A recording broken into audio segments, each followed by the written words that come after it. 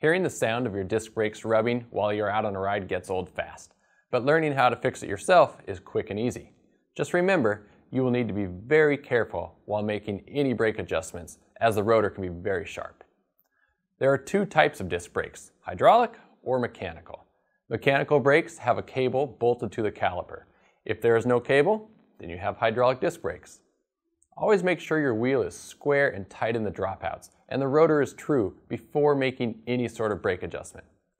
If you find your brakes are rubbing and you have hydraulic brakes, you can adjust your brake by loosening the two bolts holding the caliper to the frame or fork. With the two bolts slightly loose, squeeze the brake lever. This will center the caliper on the rotor. Without letting go of the lever, tighten the bolts and then release the lever. Spin the wheel to see if the rubbing has stopped. If not, you can loosen the bolts again to fine-tune the caliper's position by visually aligning the gap.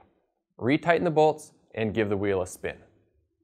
If you have mechanical disc brakes, you can recenter the caliper the same way as with hydraulic brakes. Loosen the two bolts, visually align the gap, and retighten.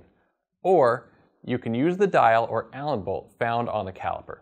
If there's a small set screw, loosen that first, then you can turn the bolt to the right to move the pad closer to the rotor or left to move it further away. After making any adjustments to your brakes, always double check the bolts for tightness and squeeze the lever to make sure they are working before you go out on a ride.